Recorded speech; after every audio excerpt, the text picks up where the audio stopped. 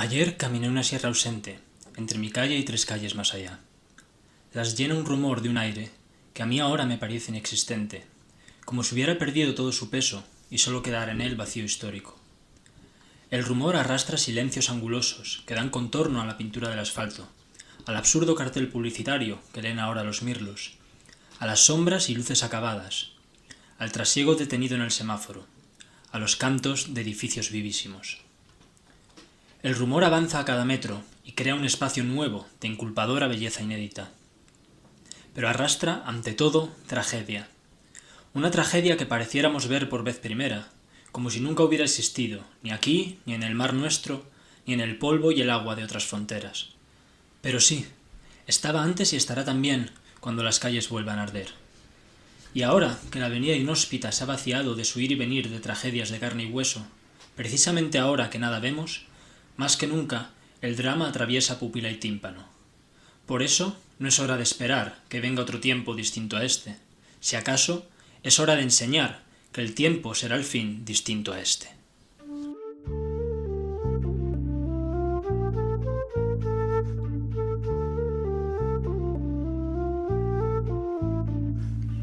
No necesitamos permiso para volar libres.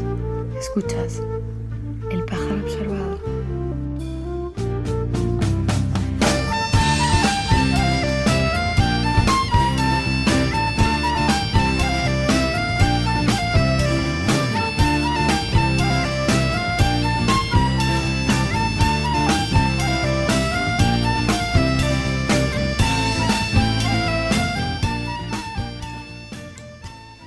Astillas de poesía para tiempos de soledad, abrazos y también acusaciones de balcón a balcón.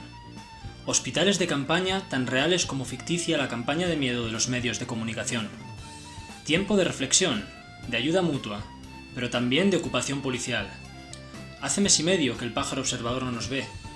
Como tú, oyente, los voceros del pájaro observador estamos confinados en nuestras casas, sean de piedra, sean de hormigón, alejados de esas camberas que nos llevan hasta el viejo hayedo donde se oculta el nido. Pero él vuela, y el aire nos trae sus palabras, pidiéndonos que no dejemos de volar, de imaginar y clamar por la imaginación, de resistir y llamar a la resistencia.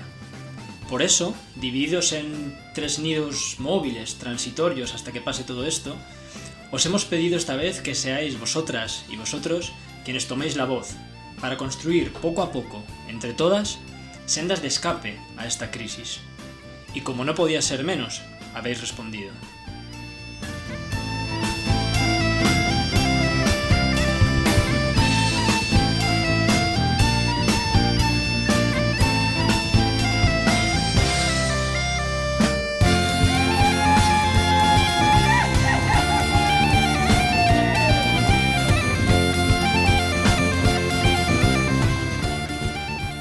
En este programa, el pájaro observador se llena de voceros y voceras que tienen una cosa en común: trabajar para que esta crisis no la pague el pueblo. Así, los audios que nos habéis ido enviando durante estos 7, 8, 10 días irán sonando a lo largo del programa, intercalados, por supuesto, con los cantos del pájaro y con melodías para acolchar un poco vuestras reflexiones. Además, presentamos hoy a Eva, una voz femenina que se muda al nido y se dejará caer por allí con cada vez más frecuencia. Como carta de presentación, hoy nos hablará al otro lado del teléfono sobre la dramática situación que se está viviendo en las cárceles, ¿no? en esta situación de emergencia sanitaria. Y no nos olvidemos, contamos con unas anotaciones históricas al principio sobre el fenómeno de la pandemia a lo largo de la historia, a cargo de ese amigo nuestro, analista y amante de los datos, que está migrado al sur, Fer. Y bueno, por último, pero no por ello menos importante, para que vuestras voces y las nuestras lleguen cada vez más lejos, en pleno confinamiento hemos trabajado para que el pájaro observador comience a emitirse en la radio libre de Granada, Radio Almaina. Se interesaron por nosotros de manera espontánea y queremos desde aquí agradecer a su equipo el interés por nuestro humilde programa, la verdad. Un programa que, como siempre decimos, es un intento de resistencia, un altavoz para las personas olvidadas. También para decir lo que los grandes medios de comunicación no dicen. En Radio Almaina podéis escucharnos cada sábado a las 5 en el 88.5 de la FM o desde internet en su portal de streaming. Asimismo, queremos animar a los oyentes y las oyentes de Granada a interactuar con el Nido del Pájaro Observador, que nos propongáis entrevistas, contenidos, temas que os gustaría que abordásemos en futuros vuelos. Ya sabéis, tenemos la idea de que unidas y unidos somos muy fuertes, así que sigamos volando libres.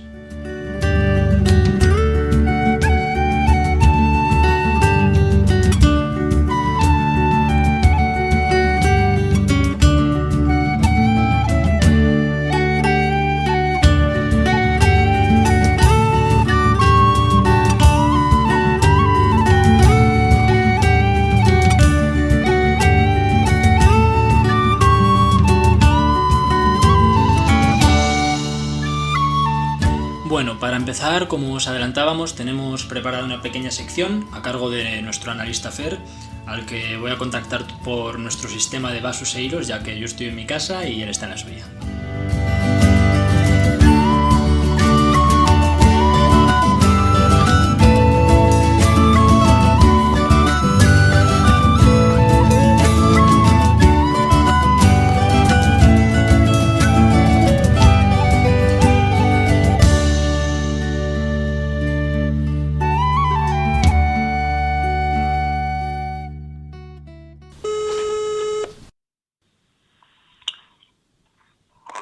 Buenas, Fer, ¿me oyes? Sí, te oigo bien. Vale, perfecto, es que andábamos con problemas, no terminábamos de conectar bien. Bueno, estamos aquí grabando el programa sobre la COVID-19, así que ¿qué nos traes preparado? Pues mira, hoy voy a ir al pasado. Os voy a contar una serie de curiosidades sobre otras epidemias y pandemias que han pasado antes. Porque estamos hablando de una pandemia, pero bueno, eso no es nuevo y realmente ha pasado en el pasado.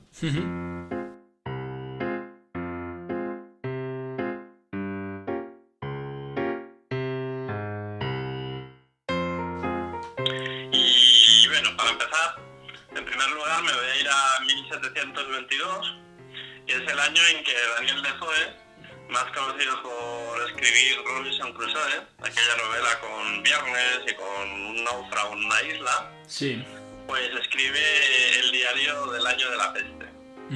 Aunque se inspira en la oleada de peste bubónica que arrasó Inglaterra cuando él era pequeño, en el siglo anterior, se basa en los diarios de su tío para escribir una obra que relata cómo toda la comunidad se enfrenta a lo horrible y lo inesperado de una pandemia. Bueno, de una epidemia en este caso. Comienza señalando que la plaga había sido introducida, según unos desde Italia, según otros desde Oriente, y cuenta cómo el gobierno se prepara en secreto para evitarla. Los primeros muertos en Londres, que son franceses, o cómo hay gente que se muda y la extiende. ¿Nos resulta familiar? Sí. Pues esperaba ver lo siguiente. Los más ricos y acomodados agolpándose en los caminos para huir de Londres junto a sus familias y sus criados. Además, se rumoreaba que el gobierno iba a ordenar que se interceptasen los caminos con vallas y torniquetes. Si no recordáis mal, en Madrid hubo rumores días antes del decreto de estado de alarma que decían que iban a cerrar la comunidad para evitar desplazamientos. Otro ejemplo interesante de literatura relativa a epidemias lo encontramos en el ensayo sobre la ceguera de José Saramago. Relata una epidemia un tanto particular, y es que se da una epidemia de ceguera que se va extendiendo poco a poco con consecuencias dramáticas, sobre todo derivadas de la respuesta egoísta de la gente. Llama mucho la atención porque utiliza esa paradoja de quedarse ciego e indefenso, de no morir, para evidenciar lo que se imagina que sería la respuesta de las personas ante una situación como esa. Una respuesta mayoritariamente egoísta e interesada. Pero esto no es todo. Las epidemias no eran algo desconocido para el mundo antiguo. Más o menos se calcula que se producía un brote serio en algún lugar del área del Mediterráneo cada 10 o 20 años. Destacan dos especialmente severos: la peste antonina y otro brote producido unos 70 años después, entre 251 y 266 después de Cristo, según la descripción del autor cristiano Cipriano. Y bueno, ya vamos avanzando. Otro caso interesante es el de la mal llamada gripe española. En las islas Fiji, gracias a un barco salido de Nueva Zelanda, murió un 5% de la población, unas 9.000 personas, y en Samoa unas 8.500, que son casi el 22% de su población de entonces. Todas esas muertes por un único barco apestado. Llama la atención, además, que apenas a 100 kilómetros de allí, la historia tomó otro curso. Al comandante John Boyer, no le había temblado el pulso para acabar con la vida de cualquiera que intentase llegar desde otras islas. Su isla se cerró por completo al contacto exterior, incluidos los barcos.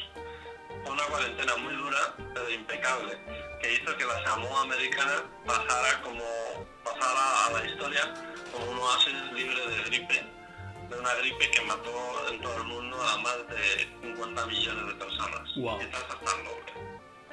Y ya terminando, según se dice, los canarios, los habitantes de las Islas Canarias, sabían que la alegría y el mal solían arribar por mar. En 1832, el Beagle fondeó cerca del puerto de Santa Cruz de Tenerife. Llevaba a bordo a un joven naturalista, Charles Darwin, deseoso de desembarcar para conocer aquella isla que otro explorador anterior, Alexander von Humboldt, había pisado en 1779. El británico tenía delante el imponente pico del Teide, que el sabio alemán había recorrido en sus 6 días en la isla.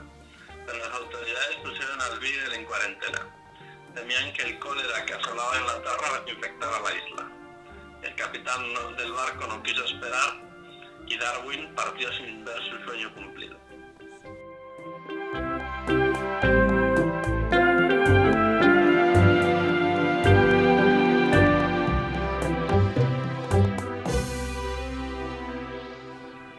Así que bueno, como podéis ver, no son nuevas, ni mucho menos. Las enfermedades han acompañado el transcurso de la historia y bueno, hay muchas curiosidades que seguro que estos días también se están dando de una u otra manera. Sí, hay varias de las cosas que has mencionado. Es alucinante el paralelismo que encuentran en el desarrollo y las medidas que se están tomando ante la pandemia de la COVID, la verdad.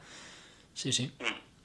Bueno, pues nada, Fer, muchas gracias. No son cosas nuevas y bueno, la historia en parte nos enseña eso, que al final hay muchas situaciones que se repiten o que por lo menos son parecidas. Eso es, ¿no? Y que está ahí para aprender de ella y saber cómo reaccionar en la siguiente, ¿no? Efectivamente. Muy bien, pues nada, muchas gracias por tu aportación y bueno, que lleves la cuarentena, el confinamiento lo mejor que puedas hasta que vuelvas a tu trabajo habitual allí por el sur, ¿vale? Eso intentaré. Venga, un abrazo. Un abrazo.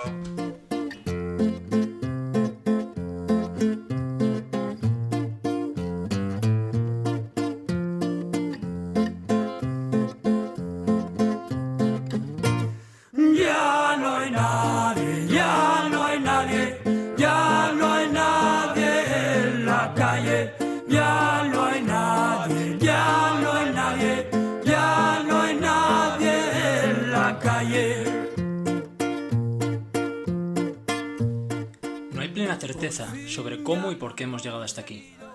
Se escuchan azarosos orígenes, supuestas certezas científicas.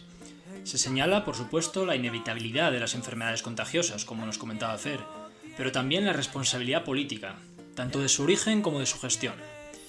Bueno, cuenta la historia que todo empezó en la China milenaria, ¿no? Los diarios cuentan que Lan, que vendía marisco seco en uno de los 1000 puestos del mercado de Wuhan, en la ciudad de Bután, comenzó a sentirse mal a mediados de diciembre. Al principio no le dio mucha importancia, pero al poco tiempo terminó ingresado en un hospital de enfermedades infecciosas. Lan, que prefiere mantener su nombre en privado, no podía saber que era uno de los primeros casos de coronavirus, un coronavirus nuevo, muy contagioso, que terminaría con la vida de más de 2.500 personas en su ciudad. Contagiaría a más de 1,6 millones de personas en todo el mundo, por ahora, y mataría a más de 95.000. De todas ellas, casi 17.000, bueno, quizá alguna más porque hoy no he mirado los datos, se han cobrado en el Estado español, que está aplicando además las medidas más restrictivas y el mayor control sobre el movimiento de la población. La Organización Mundial de la Salud ha descrito el brote de la COVID-19 como la peor crisis global desde la Segunda Guerra Mundial. Y hay algo que queremos apuntar. El gran capital no tiene ninguna intención de pagar esta crisis. Se creyeron el cuento de Darwin y hay guerra en Babilón y por lo tanto en mí van por ahí como bestias del National Geographic. Pues el motor de la historia es competir. Vivir es individual y el otro es hostil. Así que misil y murió. Fue la selección natural, no le culpéis a él. ¿Qué culpa tiene el pez gordo de su avidez? Se creyeron el cuento de Hobbes. Guerra de todos contra todos si no cumples el código. Que te maltrata la jura, la tortura es natura en estado puro, madura. Ándate lista, sálvese quien pueda. Inadaptado es el que no roba. Nacionalistas estafando a Hacienda porque no van a pagar el hospital a los etarras. La aristocracia es la criba de los mejores. Los de abajo somos vagos y torpes. La ley es neutra, qué casualidad que las cárceles estén llenas de pobres. ¿Verdad? Qué escándalo los sobres y qué amnesia los 3 días. Gol de Messi. ¿Qué me decías? La desigualdad social es natural. Tiene causas cromosómicas, no económicas. Tu dotación genética te liquida la hipoteca, te pone cuenta en Suiza y te deja herencia. Es la lógica neoliberal. Es la lógica neoliberal. Es la lógica neoliberal. Es la lógica neoliberal. Es la lógica neoliberal. Es la lógica neoliberal. Es un desastre natural. 16 de abril de 2020. Llevamos exactamente un mes de confinamiento y 2 semanas de paro de las actividades económicas no esenciales. En España, claro. Aún resta todo el mes de abril de confinamiento y muy probablemente la situación, en mayor o menor medida, con más o menos excepciones, se prolongue durante un tiempo. No quisiéramos en el programa detallar medidas, decretos, decisiones políticas, pero es cierto que, no podemos evitar hacer una mención a todo ello, pues está condicionando nuestras vidas, yo creo, como nunca antes lo había hecho ninguna otra cuestión, ¿no? Ante el altísimo riesgo de contagio, los gobiernos han optado por recortar derechos civiles y decretar estados de alarma. Se cierran escuelas, bibliotecas, bares y restaurantes, por supuesto, tiendas de productos no alimentarios, cualquier espacio público y cultural, pero la empresa privada en un principio se mantiene en funcionamiento. La producción no se detiene. Si se para, el edificio se viene abajo. Antes de prohibir las actividades económicas no esenciales, el Estado español impide los paseos solitarios, la actividad física al aire libre, las reuniones de varias personas, el juego de los niños y las niñas en el exterior, todos y todas dentro de casa, sin poder salir salvo para comprar nuestro alimento y las medicinas. Apenas hay excepciones, ni parece que se hayan aplicado las medidas de una manera diferente según los espacios, por ejemplo, diferentes en el medio rural y en el medio urbano, ni tampoco, desde luego, atendiendo a las diferentes condiciones de vida materiales de las personas. Un artículo reciente de la revista Contexto apunta a que las presiones de la patronal para mantener la producción han sido uno de los principales factores que propiciaron el duro golpe de la pandemia a la ciudad italiana de Bérgamo, que es una de las más azotadas por la COVID-19. Pero es que ya lo decíamos, en este sistema la producción no puede detenerse. Nosotros no tenemos todas las respuestas, nos sobran preguntas, ventanas de incertidumbre. Pero hay una cosa clara, no se está poniendo a las personas en el centro.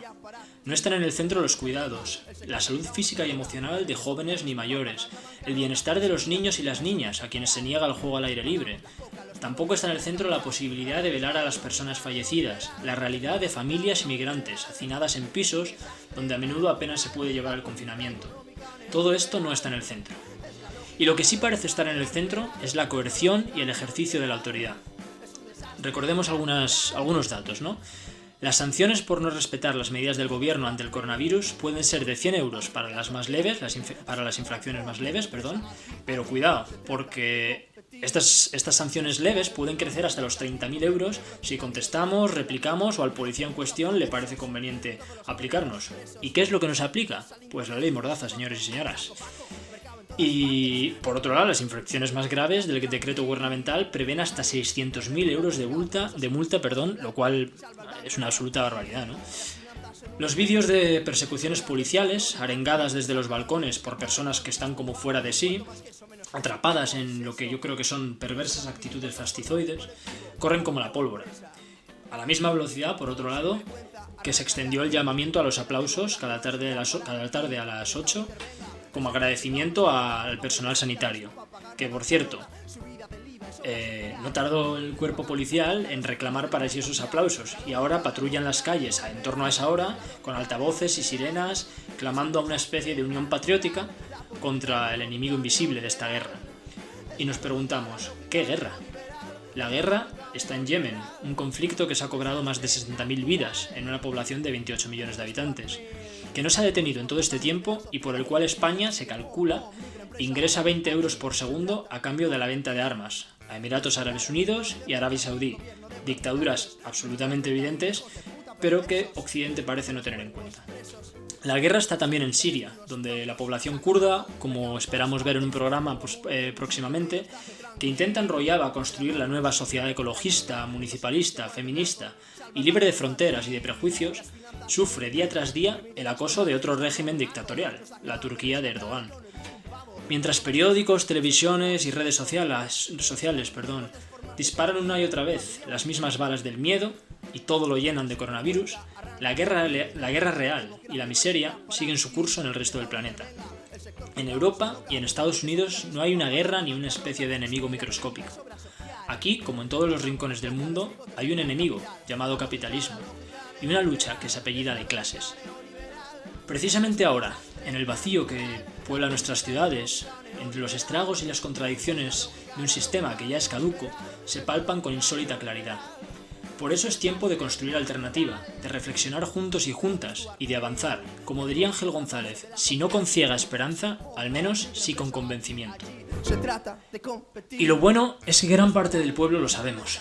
Hoy mismo leíamos que en Marsella, ante la crisis de pobreza en algunos barrios que está agudizándose, los trabajadores del McDonald's de San Barthélemy han decidido ocupar el establecimiento para utilizarlo como solución a la crisis. Y no están solos, sino respaldados por muchos colectivos y asociaciones, entre los que se incluye el Sindicato de los Barrios Populares de Marsella. Pero volemos más cerca. La planta de Getafe de la gran aeronáutica Airbus cerró durante 4 días por la presión sindical y de sus trabajadores, que no dejaron de denunciar las insuficientes medidas contra el contagio que había aprobado su patronal, ¿no? Y seguimos acercándonos. Hace exactamente un mes, cuando comenzó el estado de alarma, la plantilla de Mercedes de Vitoria se plantó y abandonó sus puestos ante el riesgo que suponía seguir trabajando, para su salud y la de sus familias, por supuesto. Y bueno, en otro plano tenemos al personal sanitario desviviéndose en primera línea para cuidar y mantener con vida a las personas infectadas. Y llegamos volando hasta aquí, hasta Cantabria. Como respuesta coordinada a varias iniciativas que surgieron en los primeros días de la mano de asociaciones de vecinos y de distintos colectivos, entre los que nos encontrábamos nosotros, los integrantes del Pájaro Observador, surgió la Red Cántabra de Apoyo Mutuo, coordinada desde casi sus inicios por Cantabria No Se Vende y con el apoyo a día de hoy de varios cientos de voluntarios y voluntarias, es muestra de la solidaridad comunitaria. Se han creado pantallas con impresoras 3D, se han repartido y se reparten aún guantes y mascarillas a personas de riesgo o que trabajen al público. Creo que van más de 2.500 repartos. También se han repartido alimentos y medicinas y se siguen repartiendo a personas mayores o dependientes. Se da apoyo psicológico. Han permitido crear una aplicación, una app, para que compartamos nuestro wifi y las familias que no tengan puedan acceder a internet, por ejemplo, para que sus hijos e hijas puedan seguir el curso escolar. Bueno, un sinfín de acciones que están encaminadas a facilitar la vida de aquellas personas que más están sufriendo en esta crisis. Y es curioso, porque si buscamos solidaridad y COVID-19 en Google, estas palabras, nos abruman artículos sobre solidaridad entre países, la necesidad de una respuesta solidaria entre los miembros de la Unión Europea y los actos de solidaridad de empresas medianas y grandes que de una u otra forma están prestando ayuda o lavándose la cara, que se puede ver de las dos maneras, ¿no? No vende la solidaridad popular de la que hablábamos, la del día a día, la de la joven que baja la basura a su vecino o le acerca medicamentos, la de la psicóloga que atiende desinteresadamente a alguien que pueda necesitarlo.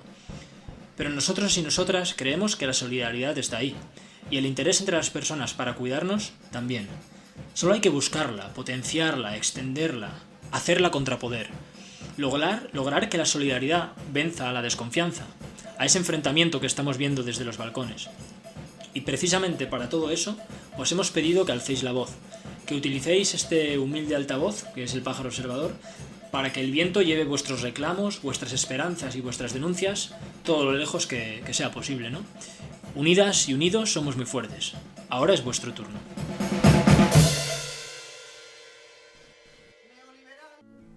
¿Os animáis a volar hasta el nido con nosotros? ¿Tenéis ideas y propuestas para futuros programas y secciones?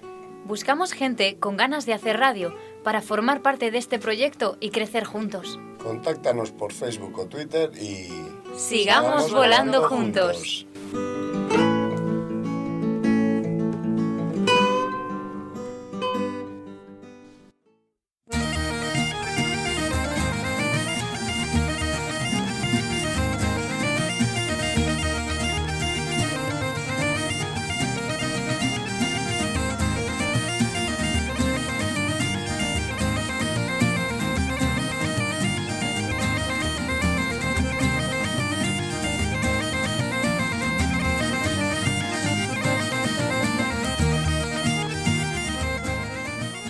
Es evidente que en un primer plano estamos ante una crisis sanitaria y de cuidados.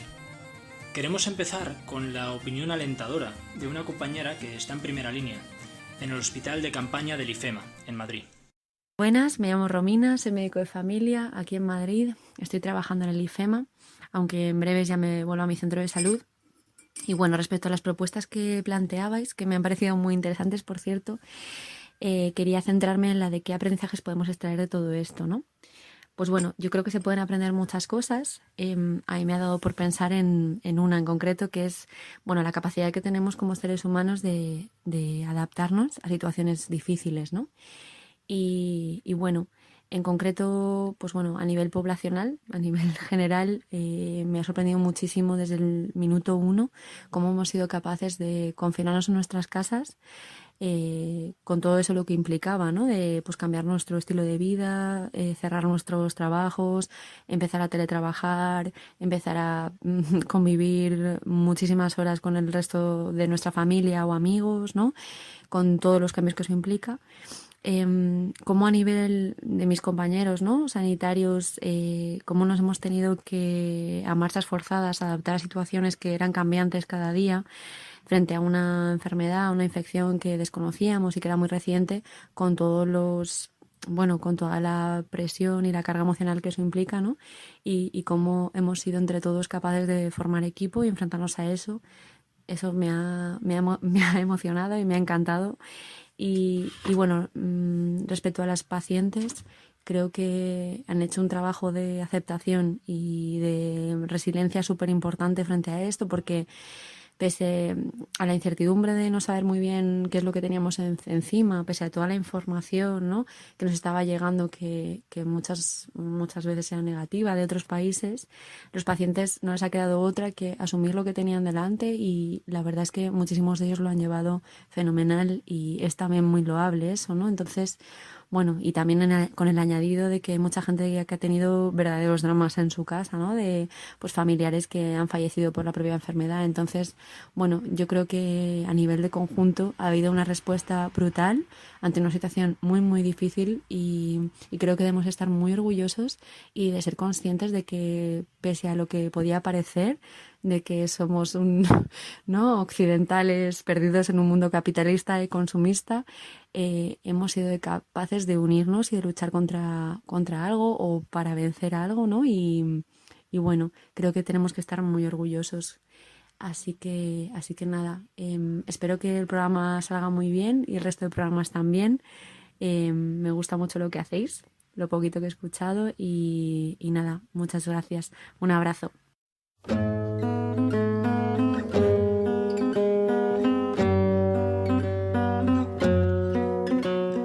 Frente a la solidaridad de profesionales y pacientes, ¿cuál es la respuesta desde la política sanitaria? ¿Ha estado nuestra sanidad pública suficientemente preparada para enfrentarse a algo así? ¿Por qué y para qué la privatización? ¿Qué pone esta crisis de manifiesto?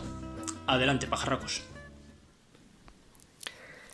Yo creo que en los últimos días estamos viendo que existe un consenso social bastante amplio que coincide en que esta crisis sanitaria que estamos viviendo se podría estar superando en mejores condiciones de no ser por el desmantelamiento que ha venido sufriendo la sanidad pública, especialmente, como hemos visto en la última década, a través de recortes, de precarización de las condiciones laborales del personal sanitario y también del no sanitario, por supuesto, de los conciertos, de las privatizaciones, como por cierto la que se hizo en Valdecilla con esos mal llamados servicios no sanitarios y que hoy en día se demuestran fundamentales para la salud pública, si me refiero a la limpieza, a la cocina de Valdecilla, y que con los que Ferrovial está ganando cada año muchos millones de euros.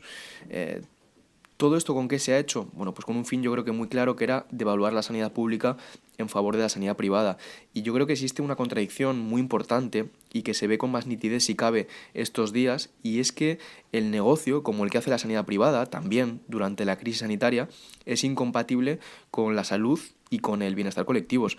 Y ante una situación de crisis como la que estamos viviendo, se muestra con total claridad que la forma de mejorar nuestro sistema sanitario pasa por tener un único sistema de salud, poniendo bajo control público todo el sistema sanitario privado que, como vemos en esta crisis, está sirviendo únicamente para parasitar a la sanidad pública.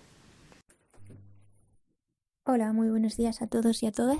Bueno, uno de los temas que más me ha hecho reflexionar esta cuarentena es si esta emergencia sanitaria va a servir para que la sociedad por fin se dé cuenta del valor que tiene la sanidad pública universal, gratuita e igualitaria para todos. Hemos visto desde el inicio de la emergencia sanitaria que todos los recursos sanitarios, tanto públicos como privados, se han puesto en común para resolver esta crisis y dar atención sanitaria por igual a todos los enfermos, independientemente de que tengan un seguro médico privado o no. Entonces, me queda la esperanza de que la sociedad se dé cuenta de esto, de que en un momento así no tiene sentido como sociedad hacer distinción entre quienes pueden permitirse un seguro o no y darles un mejor trato a unos que a otros, y quizás luchemos más por defender esa sanidad pública en lugar de tender a una privatización cada vez mayor. Y también me ha hecho pensar en cómo se estará gestionando esto en países cuya sanidad esté totalmente privatizada, como Estados Unidos. Si realmente se va a seguir haciendo esa distinción y se va a dejar morir a aquellos pacientes que no puedan permitirse pagar un seguro médico, y cómo va a reaccionar la sociedad estadounidense ante eso. Gracias, un saludo. Buenas tardes a toda la gente que hace el pájaro observador. Bueno, es un tema muy interesante, el COVID-19, y muy candente. Yo voy a ser breve porque tengo claro que nacionalizaría la sanidad y las residencias de mayores también, por supuesto, porque ya se está viendo la ruina que es el adjudicárselo a empresas privadas, porque al final estas lo que buscan es rentabilidad. Y entonces les importa un poco los trabajadores, la cualificación de los mismos, que tengan buenas condiciones y también medios y recursos para toda la gente que está en estas residencias de mayores y en hospitales, etcétera. Entonces, bueno, pues yo soy partidaria de una sanidad 100% pública para que no haya desigualdades y que acoja a todo el mundo y nadie se quede tirado. Estamos de acuerdo con la siguiente vocera en que los niños y niñas sin sol, ni juegos ni movimiento, y las personas mayores vulnerables ante el colapso del sistema y las precarias situaciones de las residencias de ancianos son dos de los colectivos más golpeados por esta crisis.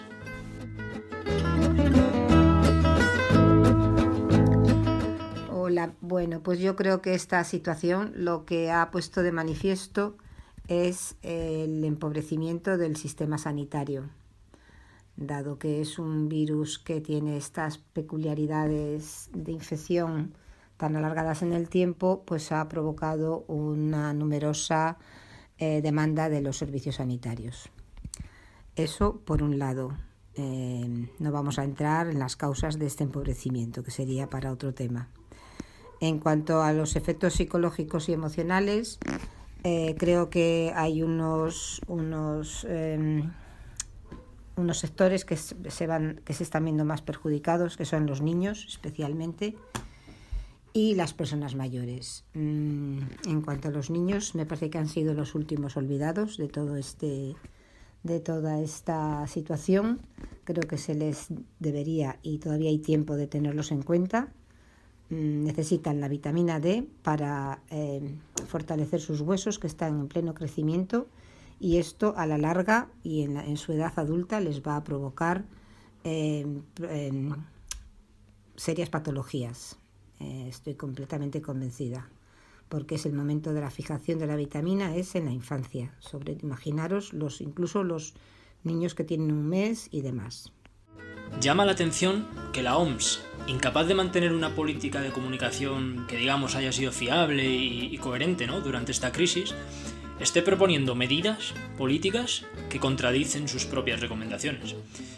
Nos referimos, un poco en la línea con lo que comentaba la compañera, a esa necesidad que tienen los niños y las niñas de pasar al menos una hora del día moviéndose al aire libre.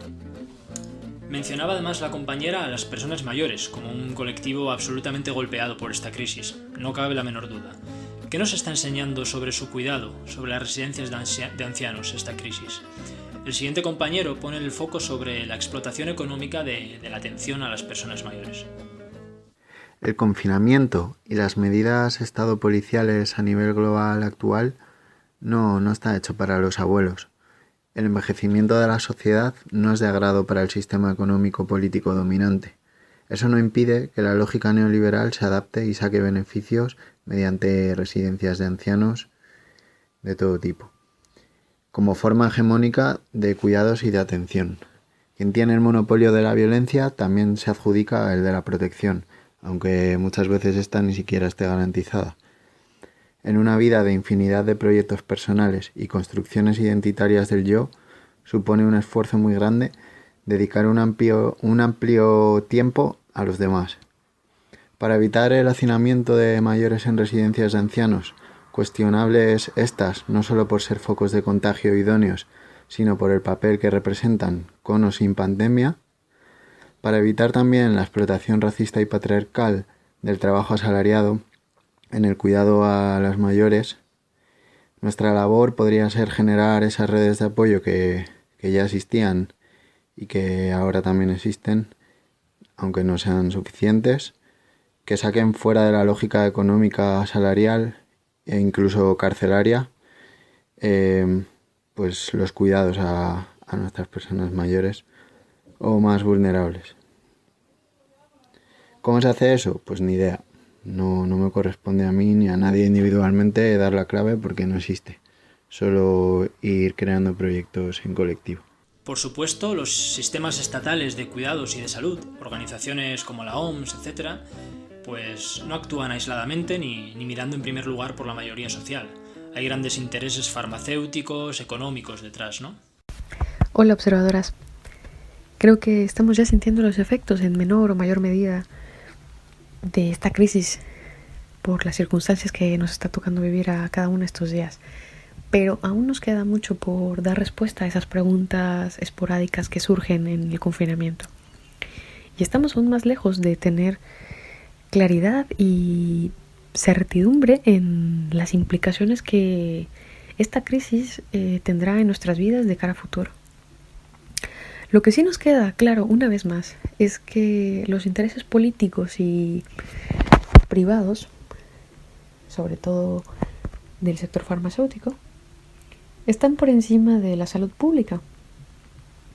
Y basta ver el ejemplo del desarrollo de la vacuna contra el COVID-19, en el que se están invirtiendo millones y millones en investigación y se están sometiendo estos prototipos, más de 30, con la esperanza de que ya se puedan hacer los ensayos clínicos. Sin embargo, de esos estudios se sabe poco, no hay una coordinación, ni siquiera por casualidad. Y en este mundo globalizado del que se presume, para un problema y una emergencia sanitaria global, creo que nunca antes vista en la historia contemporánea, se esperaría tener una respuesta global. Pero yo creo que estamos muy lejos de la intención de un esfuerzo transparente, de colaboración, solidario, y pareciera una competencia más secreta que cualquier otra cosa. Un abrazo. Ante esta situación, como decíamos al principio, los estados han optado por el confinamiento, por la reducción de derechos y de libertades. No faltan entre las voces que van a sonar aquí algunas escépticas ante tales procederes, ¿no? Yo creo que la situación hubiera sido bastante diferente si el sistema sanitario hubiera sido robusto.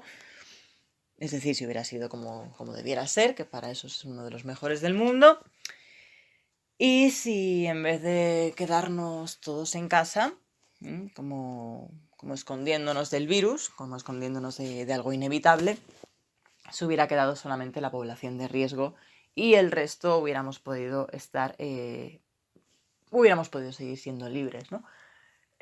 Porque, a ver, el problema no es, el virus, no quiero contagiarme, nos vamos a contagiar todos. El problema es que no nos contagiemos de golpe para no colapsar el sistema sanitario y que muera más gente de la que tendría que morir, ¿vale? Y ahí se pondría a prueba la sociedad civilizada que no creo que seamos. Por otro lado, esta es ya una crisis económica y del trabajo. Lo iba a ser antes de la aparición de la pandemia, porque las previsiones de crecimiento estaban a la baja y muchos analistas y análisis así lo dejaban ver, ¿no? Pero la COVID-19 ha desatado esta crisis económica a una velocidad endiablada. Los impactos de la pandemia han sido inmediatos. En los barrios obreros, las familias en riesgo de exclusión y las personas migrantes sufren el encierro en míseras condiciones. Miles de trabajadores y trabajadoras son obligados a tomar días de vacaciones por orden de la empresa, unas bucólicas vacaciones que en efecto jamás olvidarán. El gobierno, supuesto adalid de la mayoría social, pervierte el lenguaje en paternalistas ruedas de prensa y en declaraciones sensacionalistas, y nos vende la bondad de los ERTEs, que van ya por más de 250.000. Un hábil mecanismo para que la empresa, que cuando mucho gana, nada reparte entre la clase trabajadora, para que seamos claros, para que pueda ahora, cuando apenas gana, o incluso pierde, socializar sus pérdidas, dejando de pagar, por ejemplo, las cuotas a la seguridad social. Y está claro que una crisis sanitaria, económica y laboral, en última instancia, es una crisis social. Podemos hablar ya de trauma social y probablemente trauma emocional, a gran escala, ¿no? La cantidad de audios que nos habéis enviado sobre estas cuestiones yo creo que también lo corroboran. Queremos empezar con una reflexión personal y una pequeña anécdota que nos llega desde el Extrarradio de Madrid. Creo que en la distancia nos cuidamos como podemos, con buena intención y unas veces con más acierto que otras. Yo me siento bastante cuidada por las personas de mi alrededor, que me acompañan y con las que compartimos emociones y estados de ánimo. En esta compañía me parece que las videollamadas grupales están cumpliendo una función clave en ese contar, en ese compartir. Por un lado, viendo a tus personas más cercanas, te permite ver las expresiones, los gestos. Y por otro lado, reúne a grupos en los que después fingimos por un rato que todo es normal. Pensando sobre esto, me resulta bastante doloroso para aquellas personas que no tienen estos u otros espacios de comunicación y desahogo que me hacen sentir privilegiada. Hoy escuchaba desde el balcón a un señor más o menos unos 80 años que estaba en la calle volviendo de comprar el pan y se había parado a hacer amigos. Ha encontrado otro señor en un balcón, en una ventana, con el que ha empezado a charlar sobre su origen. Han hablado de Extremadura y de cuánto tiempo llevan viviendo aquí, en el Extrarradio de Madrid. Y también estaban hablando sobre sus teorías locas de por qué estamos en esta situación. Creo que han hablado de que nos daban demasiada libertad con los tatuajes y los coches. ¿Quién sabe? Unos 10 minutos de voces después, alguien le ha gritado que se fuera a su casa, que le iba a denunciar. Él ha respondido: señora, yo vivo solo. No creo que pase nada porque esté aquí de pie, hablando mientras vuelvo de comprar el pan. Y no, creo que no pasa nada porque ese señor esté a voces haciendo amigos. No pasa nada porque las personas que viven solas, las que tienen ventanas sin sol, las que viven en sótanos sin ventanas, las que tienen situaciones de maltrato, viven hacinadas, pasan hambre o no tienen trabajo. Hay muchas situaciones difíciles que no conocemos. Y creo que no pasa nada porque esas personas busquen algún interlocutor más allá de gritarle a la tele. que hagan el paseo un poquito más largo para disfrutar de estirar las piernas y de mirar algo más lejos que la pared del salón. No pasa nada porque se saluden, porque hablen con los vecinos asomados a las ventanas. Y creo que no pasa nada porque intentemos estar lo más cerca posible. Cada mañana te levantas, otro día, otra oportunidad. No estás cansada, el camino es largo, el tiempo pasa, no se le puede parar. El río suena, sube la marea, abre tus alas y vuela alto, grita al aire, que te oigan lejos, que esta vez todo va a salirte. Palabras para reconfortarnos. Empatía. Sí, se trata de empatía, ¿no? Y bueno, creemos que la empatía lleva a la solidaridad. En ese sentido, aunque la respuesta de la población esté siendo diversa, sin duda creo que estaréis bastante de acuerdo conmigo en que estamos viendo grandes dosis de solidaridad, ¿no?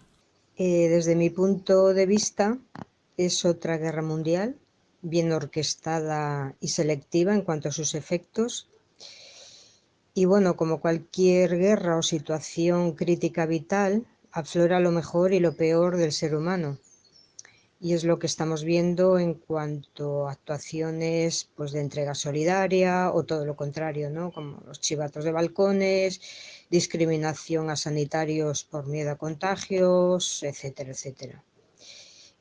Como dijo Viktor Frankl, que era un neurólogo y psiquiatra austriaco, que sobrevivió a varios campos de concentración, él decía que es en las situaciones críticas donde aflora la grandeza humana, que es un privilegio de unos pocos.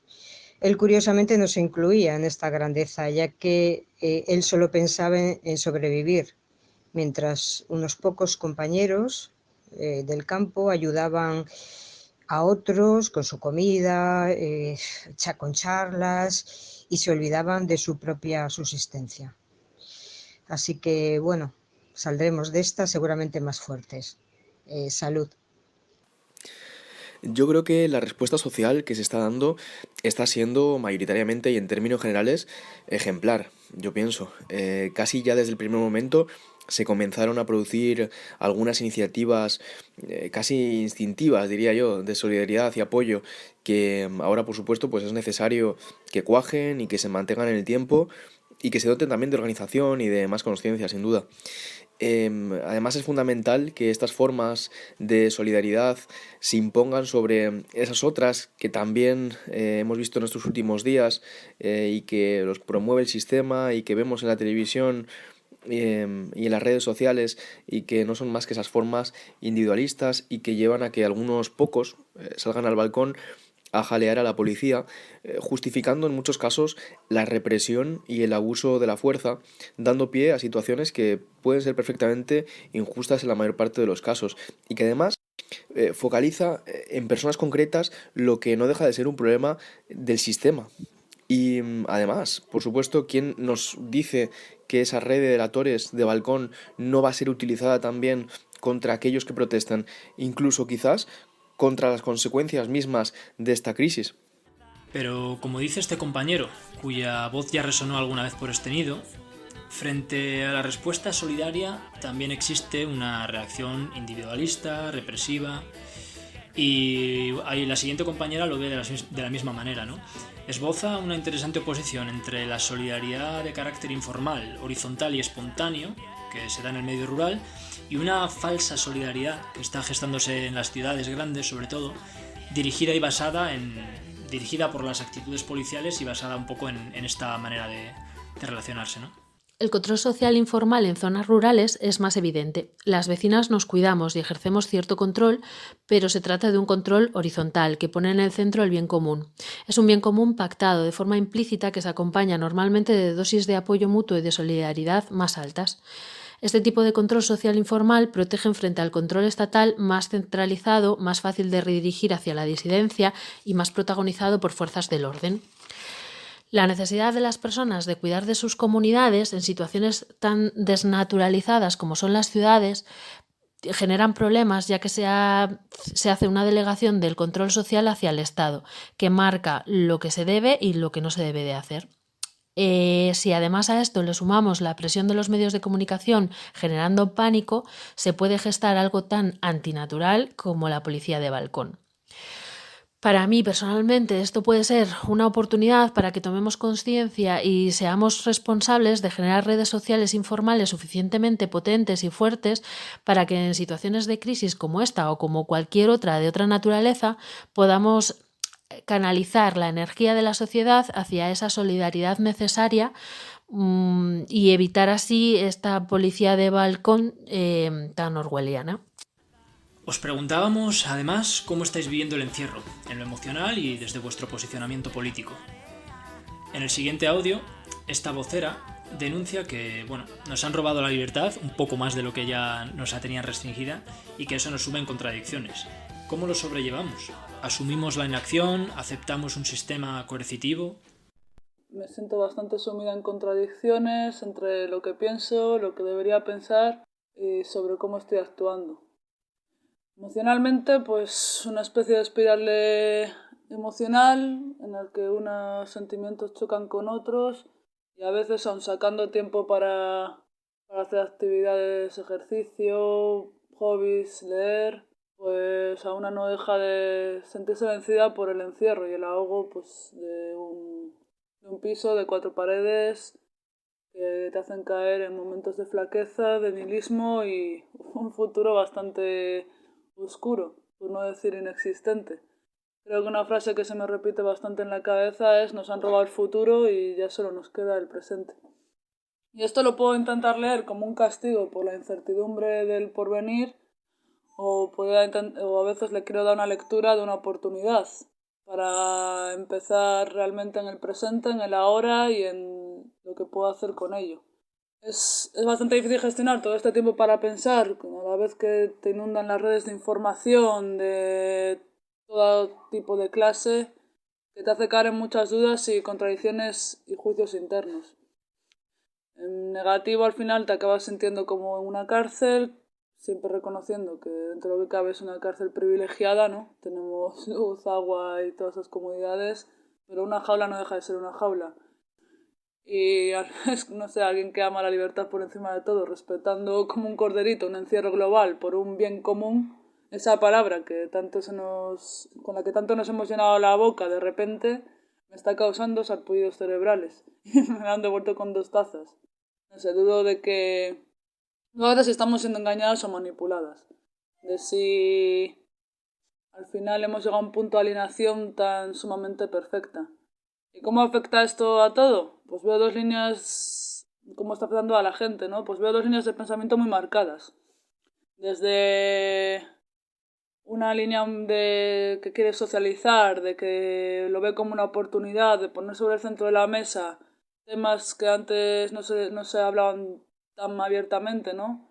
Valorarnos, que valoran la clase trabajadora, que nos valora como pueblo, como que somos superhumanos, que pone en el centro de la mesa la importancia del apoyo mutuo y la mejora social y las deficiencias del sistema, sus contradicciones y sus problemas para gestionar estos fallos. Pero es que a la vez está surgiendo otra postura autoritaria que quiere poner la seguridad por encima de todo, que el fin justifica los medios, que solo a través de un control, de delegar a las autoridades todo, que a través de violencias y despotismos vamos a poder salvar nuestras sacrosantas vidas, ¿no? Y no importa si para ello debemos pagar el precio de nuestra libertad. Y si esta última opción representa un modelo de vida sano y feliz, pues creo que la historia nos ha demostrado de sobra que no es así.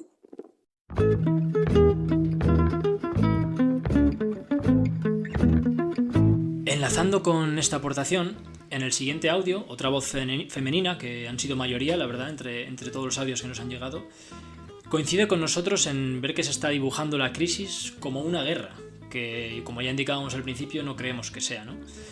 Y además llama la atención sobre cómo impiden nuestra desobediencia.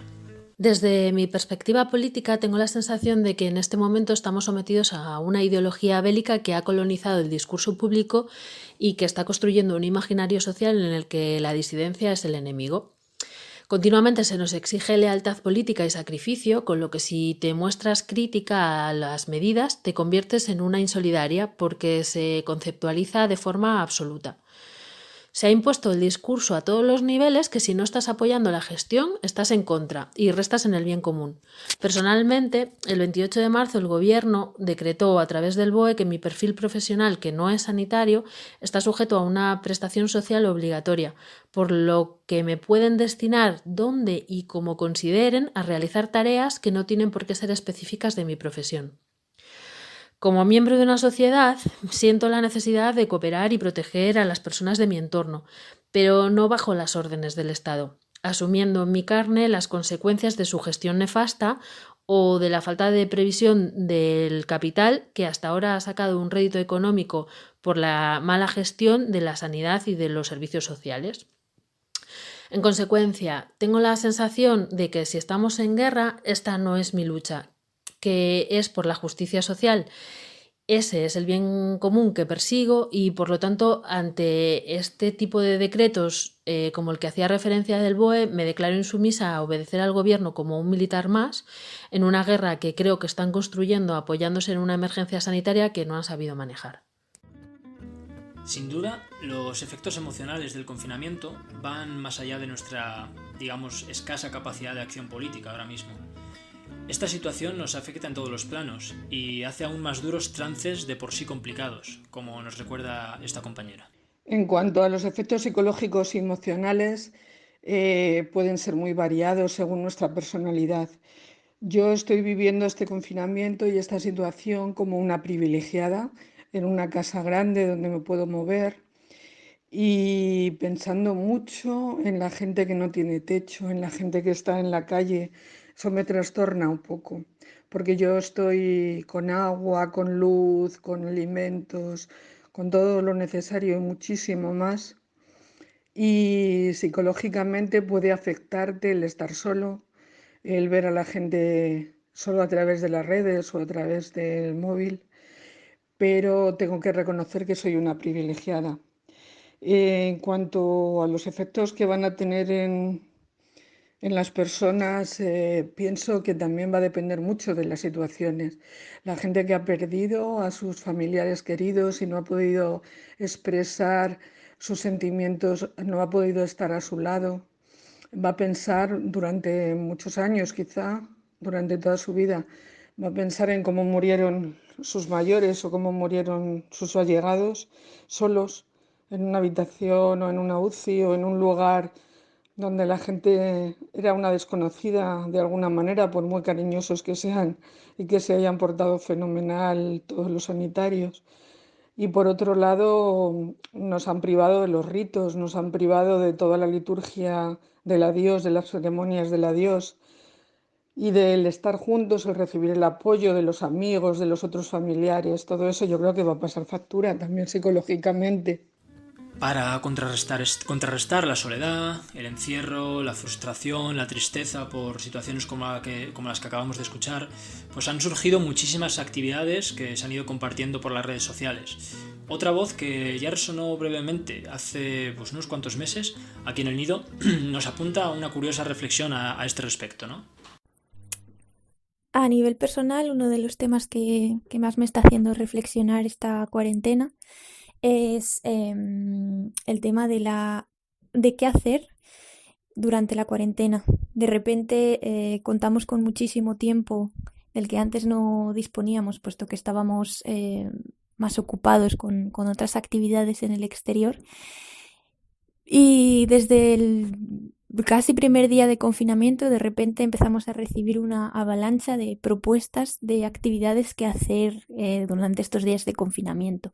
Desde ofertas culturales, cursos, recetas de cocina, actividades deportivas, como si nos diera miedo pararnos de verdad. Y pues creo que es muy interesante pararnos de verdad y reflexionar, porque tenemos esa necesidad de seguir haciendo cosas al mismo ritmo al que seguíamos haciéndolas cuando no existía el confinamiento. E incluso muchos filósofos y psicólogos están defendiendo el aburrimiento Es decir, que dejemos de hacer actividades, que nos aburramos de verdad y que nos paremos a pensar si de verdad es sano ese ritmo frenético de vida que llevamos también durante el tiempo de ocio. Muchas gracias y un saludo. Y enlazando un poco lo social y lo emocional, el siguiente vocero ve resignación y conformismo, pero claro, también necesidad de lucha y de reivindicación cuando salgamos de nuevo a las calles. Saludos, pájaros y pajarracos. Soy Manuel, un funcionario teletrabajando en casa. Quería comentaros que desde aquí la principal sensación, la que más advierto, es la de resignación, y que es algo que empieza a resultarme amenazador y peligroso por las posibles consecuencias de cara al futuro. ¿Que hay que quedarse encerrado? Nos encerramos, resignación. ¿Que no podemos ver y abrazar a familiares y amigos? Resignación, ya lo haremos cuando se pueda. ¿Que no hemos podido despedirnos de seres queridos fallecidos o en estado grave? Resignación. Y hay también situaciones graves de carácter económico y social. ¿Que hay ERES y ERTES? Resignación, ya vendrán tiempos mejores. ¿Que hay despidos? Resignación, se entiende que el patrón también sufre la situación crítica. Todo tan desoladoramente conformista y asumido socialmente que nos va a resultar difícil adoptar posturas reivindicativas para recuperar lo que perdamos mucho durante estos meses. Así, la COVID-19 no va a resultar sino otra vuelta de tuerca del capitalismo neoliberal. Una pierna más, otra más, encima de los de siempre, los de abajo, los trabajadores. Tocará luchar, así que id aprovechando el confinamiento para acumular fuerzas. Y mientras tanto, quedaos en el nido, pajarracos.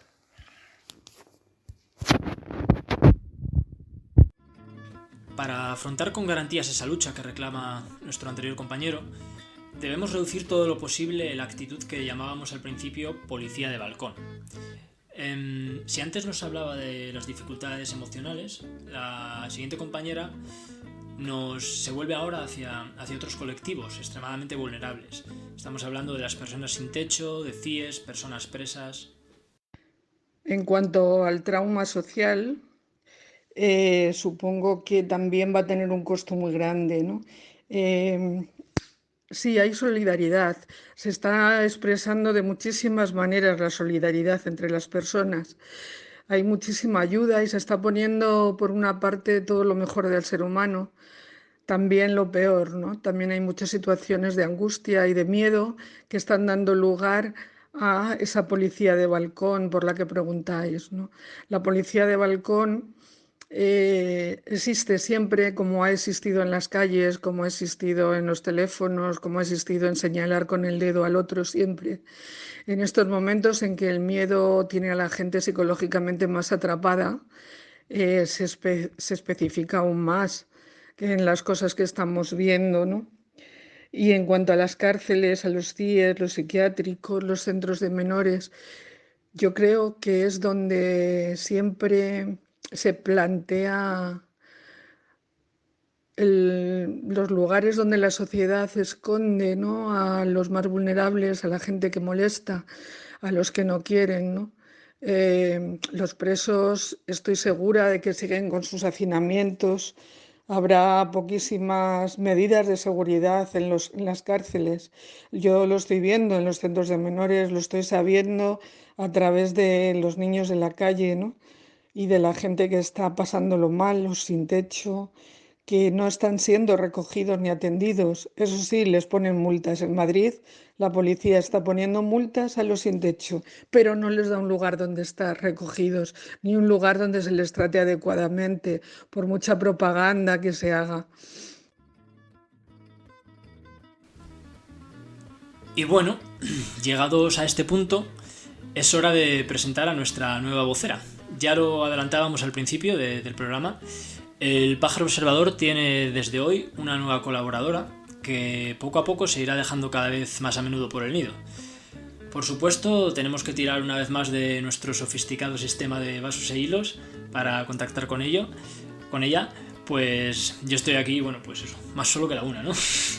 Así que nada, la vamos a llamar porque tiene algunas cosas muy interesantes que contarnos al respecto de la situación en los centros penitenciarios.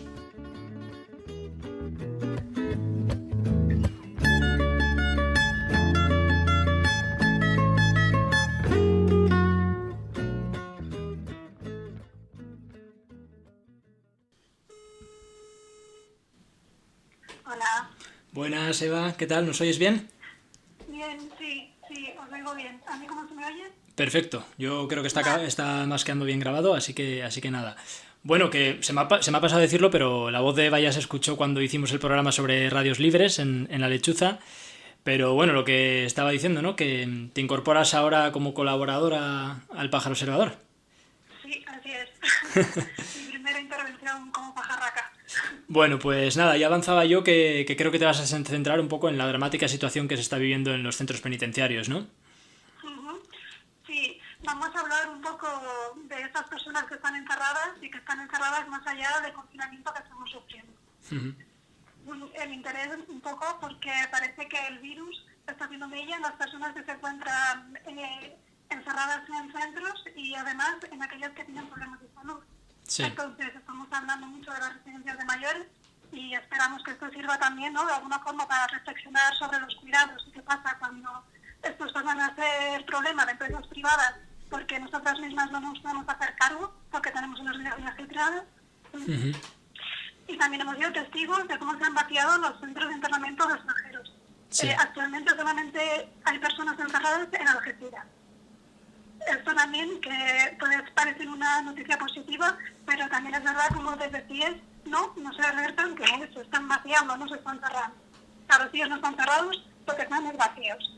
Entonces, yo creo que es un momento clave para poner el encierro en cuestión, porque usamos el encierro como una medida social, cuando en realidad estamos hartos de cuestionar si hay algún tipo de legalidad en encerrar a las personas por la edad, si encerrando se pueden educar a los chavales y a las chavalas, o si la cárcel tiene algún efecto rehabilitador. Cuando todo parece que en realidad es un pretexto de coacción y de miedo. Y ya hay bastante gente que lo está planteando, sobre todo el feminismo antipunitivista, desde hace tiempo se está haciendo eco de esto y presentando una perspectiva abolicionista. Entonces, como hechos destacables, pues bueno, debemos empezar esta situación de suspensión de derechos y de alerta sanitaria. Varias asociaciones y colectivos se movilizaron y solicitaron al gobierno medidas urgentes, como la excarcelación de personas mayores de 70 años y aquellos que presenten un riesgo social. Bueno, en realidad lo que se ha hecho es que a las personas presas se les ha prohibido la comunicación y las visitas familiares. Tienen llamadas, pero las llamadas tienen un alto coste económico y la gente no puede ir a darles ese dinero, el peculio. Entonces, ahora mismo las personas presas están más aisladas que nunca. Y que nunca, partiendo de ese nunca, que es una situación penosa en la que ya están bastante incomunicadas con el exterior.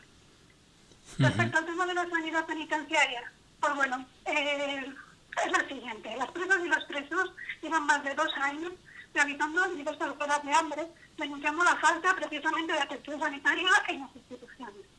También demandaban otras cosas muy básicas como el fin de las torturas en prisión y la excarcelación de presas con enfermedades incurables, algo que es legal pero que no se está haciendo. Entonces, creo que es un momento en hablar de cárceles en el que muchas decimos que queremos volver a la normalidad, pues igual es el momento de decir no queremos volver a la normalidad, porque la normalidad es muy precaria y muy penosa. Sí. Entonces, como decía, lo que se ha hecho es ayudar más socialmente a las personas que están encarceladas. Entonces, al no tener esas comunicaciones, ellas se viven, lo viven mucho peor porque no pueden informar de las condiciones que tienen en el interior. Y además de los riesgos psicológicos y de salud que puede conllevar este aislamiento. Bueno, entonces también hay que decir que este aislamiento es un aislamiento social, porque en realidad la prisión no está ahí aislada. La gente que va a trabajar ahí, los carceleros, entran y salen todos los días. Entonces es una medida que solamente afecta en lo social. Y bueno, ¿qué pasa? Que ahora con esto del coronavirus, sí es verdad que se está como hablando más de esto. Pero el lema que se está diciendo desde las prisiones es: con coronavirus y sin él, la cárcel mata. Y me parece muy importante también como reivindicar este punto de vista que están reivindicando todos estos colectivos. ¿No? Es decir, nuestra situación es muy penosa ahora mismo, es verdad, pero veníamos de una situación que ya era penosa igual. Que hay muchas muertes, que hay mucho olvido y bueno, y hay mucho dolor ahí. Entonces, creo que está muy bien poner en el punto de mira ahora mismo todos estos usos del encierro, ¿no? Como son las cárceles de niños, que también sabemos que, por ejemplo, la de aquí de Paraya, ya desde el principio hubo motines de no nos dejéis aquí solos, aislados. Sí. Están también los psiquiátricos, la gente que está internada en inglés, nos han mandado a Pedremoni. O sea, eso quiere decir que todavía hay gente encerrada por dolencias mentales. Y bueno, y como hemos entrado un poco más ahí en vigor en las cárceles, ¿no? En las prisiones. Entonces son espacios en los que nunca miramos hasta que no nos toca cerca. Y entonces, si ahora estamos despertando este poquito de preocupación, creo que es muy interesante, ¿no? Plantearnos esto, plantearnos el encierro como medida social. Sí. Entonces, también quiero decir que las personas que están dentro están luchando. Las personas están luchando y están reivindicando derechos y mejoras. Entonces, sabemos de los motines de las cárceles de Italia y también sabemos de los motines de Sudamérica. Y aquí pues también está habiendo este tipo de respuesta. En la cárcel de mujeres de Guadalajara, en Barcelona, están en huelga de hambre casi desde el principio del estado de alarma y denunciaban la falta de cuidado y la ausencia de EPIs en los carceleros, que tenían contacto con ellas y entraban y salían y no tenían ningún tipo de protección. También en Ocaña se quemó mobiliario y hubo una pequeña revuelta por la ausencia de personal sanitario. Me parece que le dio un ataque epiléptico a una persona que estaba interesada y no le vinieron a atender en ningún momento. Y bueno, hay muchas más noticias, que hay varios focos donde podemos mirarlo, como está Tocata o el blog de ENA, y podemos seguir ahí un poco las noticias para, por lo menos, que están luchando, que por lo menos las escuchemos de alguna forma, me parece importante. Y bueno, también quería comentar que en la cárcel de Guadalajara, la que comentaba, la cárcel de mujeres, es cierto que tuvo gente que salió y tiraron fuegos artificiales y con megáfonos nos hicieron llegar que la gente de fuera nos estamos enterando de la cosa que llevan ahí dentro. Que en pleno estado de excepción a mí me parece una cosa como increíble. Sí. Bueno, pues muchas gracias. La verdad que sí, ¿no? Lo que decías, que es información que hay que dar a conocer, y para eso también surgió en su día el pájaro observador, ¿no? Para dar a conocer información que no está normalmente en los medios de comunicación, como es este caso. Así que bueno, muchas gracias por la aportación, Eva. En este sentido, también tenemos un audio sobre una situación también de coerción policial, que creo que nos puedes introducir un poco, ¿no? El tema. Bueno, sí, vamos a hablar del tema que sí que está saliendo ahí en algún blog, que es como los albaneses. Sí. Santander es uno de los puertos en los que las personas migrantes intentan llegar a Inglaterra, ¿no? Es uno de los sitios donde intentan salir para allá. Entonces, un grupo de personas de aquí tuvo contacto con un grupo de chavales, concretamente albaneses, que estaban en esta situación, ¿no? Que estaban aquí para intentar moverse. Entonces, pues comenzaron a tener una relación de ayuda, así como de cosillas básicas, como puede ser pues comida, agua. La gente estaba en una casa ocupada, que no tenía luz ni agua. Y bueno, pues en este contexto rompe el estado de alarma, no pueden salir, no tienen suficientes medios dentro. Pero estas personas, que están, entender, bastante valientes, decidieron que no las iban a dejar tiradas y que iban a seguir llevándoles ayuda. Entonces, intentando llegar, pues fueron la policía les paró y fueron multados. Y el comentario que he escuchado que le hicieron fue como: si no les ayudáis no se van a ir nunca. No se van a ir nunca, estamos en estado de alarma, no se puede ir. Bueno. El caso es que reivindicación que nosotros estábamos ayudando a personas que estaban en una situación de vulnerabilidad y estábamos dando apoyo.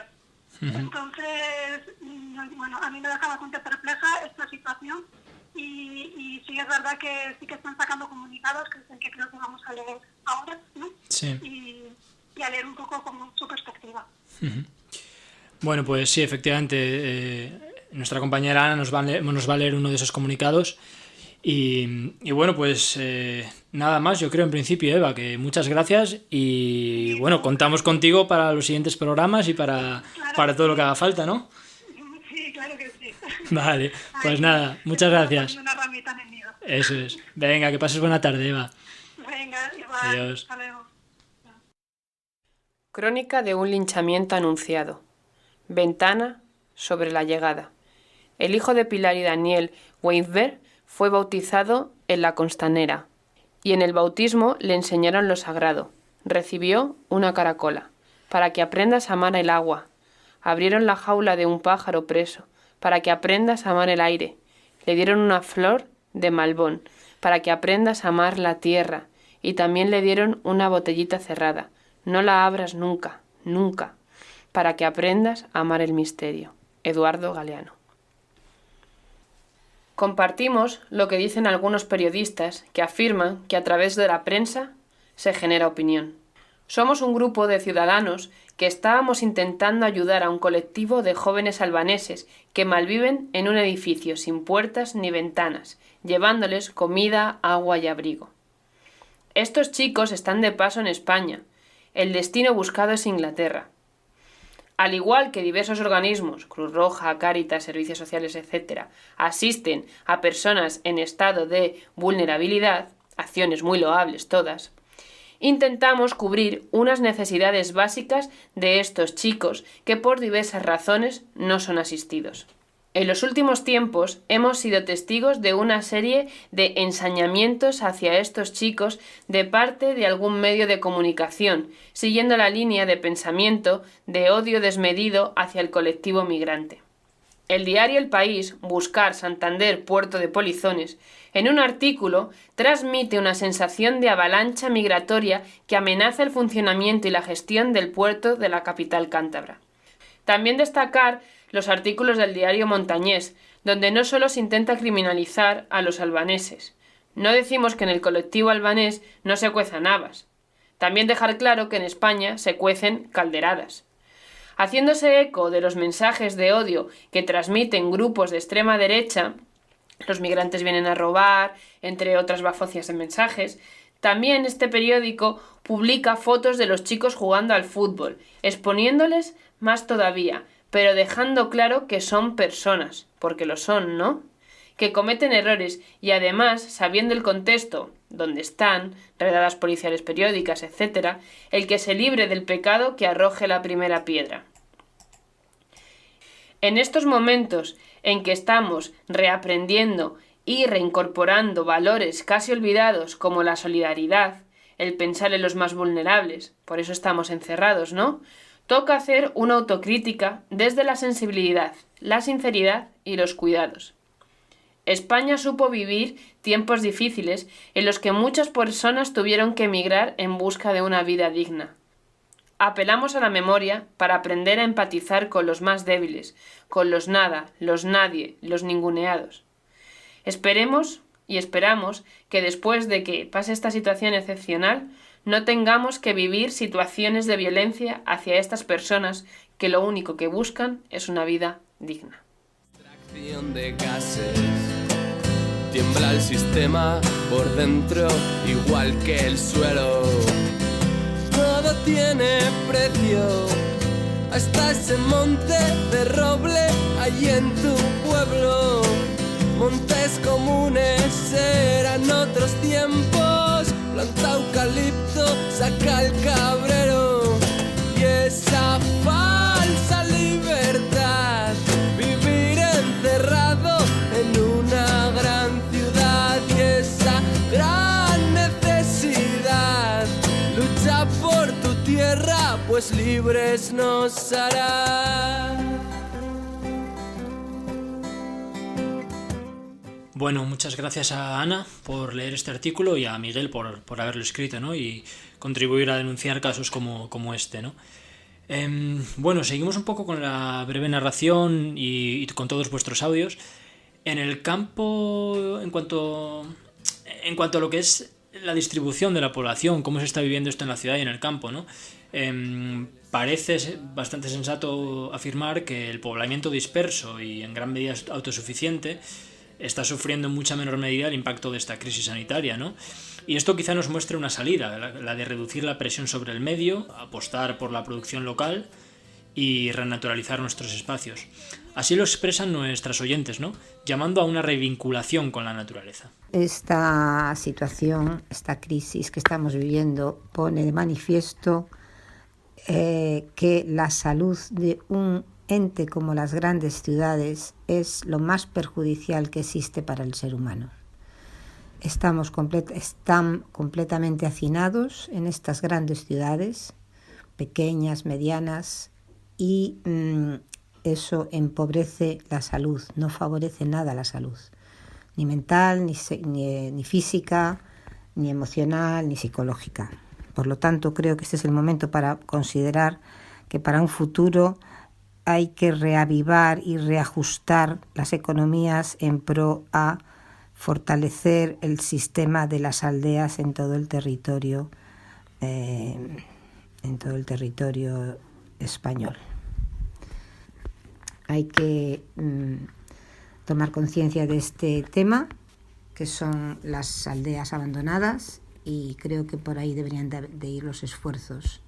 Repoblar, crear buenas estructuras, buenas comunicaciones, buenos wifis para poder trabajar más gente desde casa sin problemas, aunque esto, pues bueno, es una pequeña contaminación, pero bueno, hay que asumir la modernidad. A veces siempre trae algún factor que no es tan bueno y hay que asumirlo, hay que asumir esa consecuencia.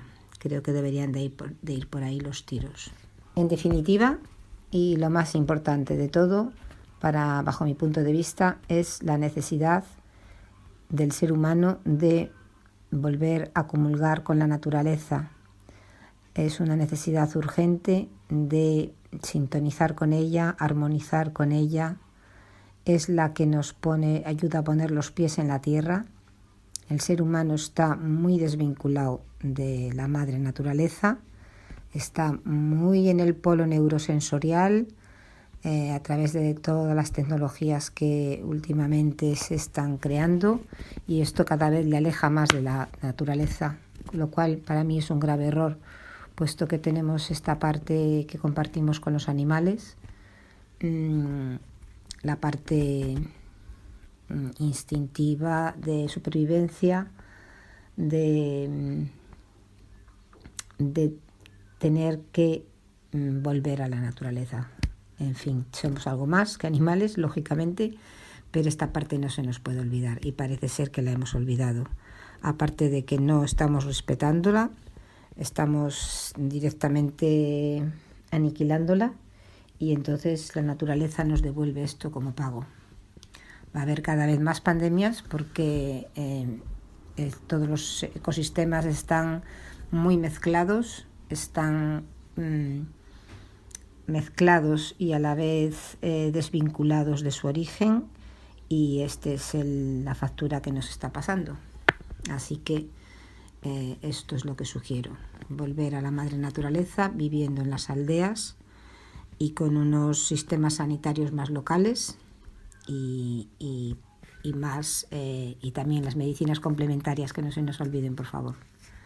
Chao. Bueno, el conjunto de todas estas opiniones son, aunque de una forma pequeña y parcial, una muestra de cómo estamos viviendo y analizando la crisis del COVID-19 cierto sector de la población. No queremos caer en un buenismo iluso que proclame que esto sirve para hacernos a todos y todas mejores, pero sí que estamos plenamente de acuerdo con las dos siguientes compañeras, ¿no? En que el confinamiento nos está haciendo darnos cuenta de lo que de verdad importa, ¿no? Y que nos enseña también a tener en cuenta el sufrimiento ajeno, sufrimiento como el de las personas hacinadas en casas a todas luces insuficientes, o el de las personas presas, el de las personas que están en psiquiátricos, etcétera, ¿no? Como nos comentaba también Eva. Desde luego, esta situación nos tiene que ayudar a reflexionar, a plantearnos cómo estamos viviendo, si queremos seguir con el ritmo que teníamos antes. Yo creo que esta pausa obligada que estamos teniendo todos nos está sirviendo para dedicar tiempo a esas aficiones que en circunstancias normales quedan en un segundo plano, nos está sirviendo para reinventarnos y también para valorar nuestros servicios públicos y a nuestros familiares, porque yo creo que ahora más que nunca nos estamos dando cuenta de lo importante que es dar un abrazo, de lo importante que es decir te quiero o decir buenos días. Y uno de los elementos que yo creo que nos está ayudando a mantener la cordura es precisamente las ganas que tenemos de volver a ver a la gente, de volver a salir y de volver a vivir con mayúsculas. Siempre me ha gustado ver el lado positivo de las cosas y aprender de los problemas. Por eso tengo la esperanza de que cuando pase todo este virus, los europeos, los españoles y bueno, sin mencionar ninguna nacionalidad en general, los ciudadanos, vamos a aprender a ver el lado positivo de toda esta crisis y aprender de ella. Y con esto me refiero a que nuestro error es muchas veces que solo nos preocupamos de los problemas cuando nos afectan a nosotros mismos, cuando son nuestros amigos o nuestros familiares los que están enfermando o los que están muriendo, como está pasando ahora. Sin embargo, no se puede olvidar que diariamente hay muchísimas personas que sufren, que mueren, que pasan hambre, que no tienen acceso a medicamentos y que, bueno, quizás en cierto modo se debe precisamente a nuestro bienestar que todas estas personas tengan tantos problemas. Espero que aprendamos de esto y aprendamos también a mirar, a enfrentar los problemas, incluso aunque no nos afecten a nosotros mismos. Bueno, son muchas las reflexiones que dejan vuestros audios y muchas las reflexiones posibles sobre cómo salir no solo de esta crisis sanitaria y económica, sino sistémica en la que estamos sumidos. Somos ratoncitos de una rueda que creemos que no puede parar, tal y como apunta con un punto de ironía y de humor esta compañera. Hola a todos. A ver, yo creo que si de algo está sirviendo todo esto es para evidenciar la gran rueda en la que estamos todos subidos, ¿no? Como si fuéramos ratoncitos. Una rueda que gira, o bueno, mejor dicho, que hacemos girar a base de creer que debe hacerlo. Y sobre todo que debe hacerlo de la manera en la que nos han dicho.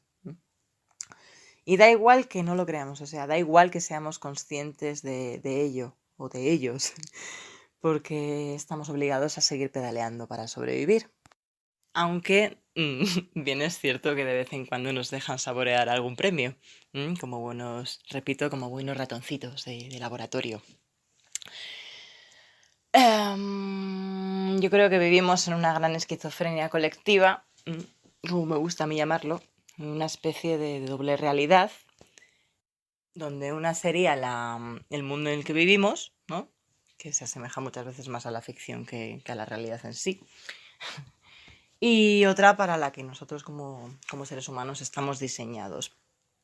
A ver, ya sé que esto da para un gran debate, ¿vale? Pero espero que se me entienda. Nada, llega de repente, todo es fruto de un proceso de miles de años de evolución, tanto a nivel de especie como a nivel cultural. Pero bueno, ahora estamos viviendo un momento en el que nos estamos dando cuenta de la gran distorsión, de la gran mentira. Estamos, por suerte o por desgracia, siendo conscientes de la rueda y de que quizás sea necesario bajarse de ella. O si no bajarse de ella, por lo menos cambiar su rumbo. Y sí, seremos ratones, pero tenemos capacidad para que la rueda deje de girar o gire de otra manera. Según la siguiente vocera, para impedir nuestra acción, el poder está desatando el miedo a través de la crisis del COVID-19, una especie de estado del shock, como diría Naomi Klein. Y después de esto debemos buscar vías más justas y colectivas, ¿no? Al callejón sin salida del neoliberalismo en el que estamos sumidos. Hola, buenas tardes, soy Ana. Vamos a ver, yo creo que el virus no ha venido ni a destruir ni a reforzar el neoliberalismo. Yo creo que esos poderes que están por ahí arriba, tan en la cúspide, en el fondo nos tienen mucho miedo y han tenido que soltar un arma letal para poder controlarnos, y qué mejor que el miedo. Es, vamos, lo más efectivo, no hace falta sacar los tanques a las calles. ¿Qué va a venir después del neoliberalismo? Yo no me veo capacitada para decir lo que va a venir. Sí, me gustaría que lo que vendría sería encaminado a un reparto más equitativo de los recursos naturales y económicos y a un control mucho más severo de todo aquello que hacemos en contra del bien de toda la humanidad. Los países más ricos tendrán que reducir parte del exceso de su bienestar a favor de un reparto mucho más equitativo hacia los menos favorecidos.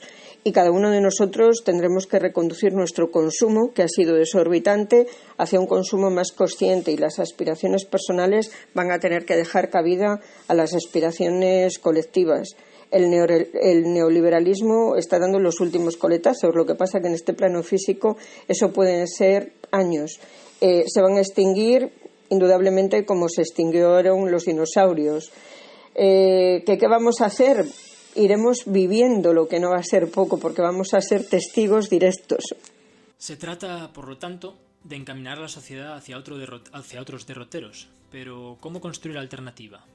Bueno, hay múltiples vías esbozadas, pero creo que todas vuestras aportaciones comparten algunos puntos fundamentales. Ecología, solidaridad, cuidados, colectivización. Bueno, ¿qué pasará después del COVID-19? Pues no lo sé. Me gustaría que hubiese una pequeña revolución, que la gente tome conciencia de lo importante que es todo lo público, que haya más solidaridad, no tanto individualismo, que seamos más colectivos, que sepan también y que despierten las conciencias que parece que están dormidas, que las condiciones de los trabajadores y la lucha obrera ha sido muy importante y que lo que se tiene actualmente no ha venido llovido del cielo ni nos lo han dado los empresarios porque son muy majos, sino que se ha luchado durante mucho tiempo, han costado cárcel a mucha gente, su vida, etcétera. Y por otra parte, eso es lo que me gustaría, que tomáramos conciencia y que la gente despierte de una vez. Lo que pasa es que no soy muy optimista porque este sistema es muy complicado y muy difícil derribarlo. Pero bueno, habrá que intentarlo, ¿no? Entonces es lo que creo que debemos hacer y sobre todo a ver si una vez que acabe el confinamiento salimos a la calle, que parece que se nos ha olvidado, y que las huelgas sí que sirven para algo, que se consiguen cosas, aunque la gente es lo que oyes normalmente, que no sirven para nada, es una gran mentira. Bueno, pues hasta aquí mi aportación. Un saludo. Como reflexión final, yo parto de vuestra pregunta, que me parece muy interesante, porque efectivamente estos días nos damos cuenta de lo mucho que sufrimos si estamos solos, si estamos aislados, y de lo mucho que nos necesitamos los unos a los otros y darnos cariño y afecto. Yo creo que la sociedad actual capitalista es la que fomenta todo ese enfrentamiento y ese aislamiento, y ante la situación que se viene debemos tomar decisiones importantes, yo creo. Los grandes empresarios van a intentar, y ya lo están intentando, aprovechar esta crisis, una más, para salir con sus beneficios intactos a costa de hundir a la mayoría trabajadora de este país. Y ante eso yo creo que extender el discurso de que otra sociedad es posible, de que esto no es lo inevitable, que las medidas que se están tomando en favor de las grandes empresas no son inevitables y que simplemente ahora la correlación de fuerzas no nos favorece mucho, pero con urgencia tenemos que cambiar las tornas, ¿no? Yo creo que nos estamos dando cuenta de quién levanta realmente este país. No es la minoría que se lucra del trabajo de miles y miles de personas, sino que son esas miles y millones de personas las que ponen en marcha el país todos los días. Y si eso es así, yo creo que tenemos el derecho y la necesidad de tomar para nosotros el control de lo que producimos, de lo que hacemos y de cómo organizamos la vida. Y yo creo que esa socialización de los medios de producción, esa sociedad socialista, es posible y más necesaria que nunca. En cuanto al después de esta crisis, soy de la opinión de que esto no es una crisis nueva, sino que se trata de una exacerbación de la que ya se estaba viviendo a diversos niveles, en distintos planos. No habrá un después de la crisis hasta que no haya un después del neoliberalismo. Y esto tardará en llegar. Las fuerzas neoliberales, el capitalismo depredador, son enemigos difíciles de derribar. Muchas personas estamos reforzando nuestras convicciones estos días y seguiremos actuando para lograr un cambio hacia un sistema que ponga la vida, los cuidados en el centro y que tenga en cuenta los límites del planeta. Muchas otras pienso que comenzarán o ya están comenzando a andar este mismo camino. Y tristemente creo también que una gran mayoría tratará de regresar a lo que se considera la normalidad previa a la situación de estas semanas. Quizás no todos lo hagan porque muchas economías familiares no permitirán volver al nivel de consumismo anterior. Aún así, hay quien no quiere abrir los ojos, descubrir y reconocer que nos estamos ecosuicidando literalmente. Volver a tal normalidad no permitirá luchar contra la emergencia climática al ritmo necesario. Creo que esa normalidad imposibilitará una transición ecológica justa. Probablemente el futuro será ecofeminista, yo estoy convencida, pero esto será a marchas forzadas, cuando la desigualdad, cuando las diferencias entre clases lleven al mundo occidental y al mundo occidentalizado a considerarse como subdesarrollado. Cuando por fin todos comprendamos que, como dice Yayo Herrero, somos ecodependientes e interdependientes, es cuando esto ocurrirá, cuando seremos todos ecofeministas. Los cuidados que por solidaridad y empatía nos estamos dando unos a otros, ahora en nuestros vecindarios, en nuestros barrios, en los pueblos, deberían seguir una vez que se considere superada la pandemia de COVID-19. Nadie merece no ser cuidado solo porque no esté declarado un estado de alarma. La responsabilidad de superar esto, de que todos vivamos vidas dignas, vidas que merezcan ser vividas, es de todos. El después de la crisis está en cada uno de nosotros. Bueno, y entonces, ¿cuándo acabe qué? Cuando acabe, bueno, aunque lo dudo, espero que cambien algunas cosas. Espero que luchemos por mejorar la sanidad, por hacer una educación que no se base en vigilar a unas pocas niñas y niños cada día. Espero que estemos un poco más atentas de buscar una forma de trabajo que nos permita vivir y cuidarnos, por hacer las ciudades más vivibles y menos ciudades dormitorio y ciudades de ocio. Y la última pregunta que hacíais sobre las propuestas, supongo que como todos es más fácil la crítica que la propuesta, pero pensaba que creo que no teniendo miedo de hacer las cosas aunque parezcan pequeñas, y pensaba en vosotros, en la radio, en este pájaro que nos acompaña. Así que desde aquí muchas gracias por vuestros ratos, por hacernos pensar. Un abrazo. Iritsi da eguna, bihotza otik irten zait bat-batean. Ezagutu dudanean, bizitza gatzik ez du, ezin bazara maite mindu, tren bakarra eta ezin galdu. Bueno, pues hasta aquí hemos llegado, observadores y observadoras. Esperamos que este programa os haya servido de ayuda como parte de esa amplia reflexión colectiva que está teniendo lugar y que creemos que debemos seguir impulsando, ¿no? Apoyándonos en quienes están a nuestro alrededor, en unos y en otros. Unidas y unidos somos muy fuertes. Esta etapa pasará en algún momento y cuando todo haya pasado tendremos dos opciones. Ser sociedades débiles, manipulables y asustadas, esperando a que nos use el sistema, sus estados y empresas, como tantas otras veces han hecho, o utilizar esta situación para crecer colectivamente y afrontar el futuro como sociedades mucho más fuertes, interconectadas, independientes, con seguridad y con confianza en su propia fuerza. Esperamos que este programa haya aportado, su humilde granito de arena en esta segunda vía, desde luego. Y nada más, os esperamos en el próximo vuelo, que tendrá lugar dentro de 2 semanas, el jueves 30 de abril. Y nada, mandamos saludos y abrazos a todas las observadores y los observadores, tanto de la Tierruca como de cualquier otro rincón, los que nos escucháis en Granada a través de Radio Almaina y todas las personas que en algún momento nos escucháis, ¿no?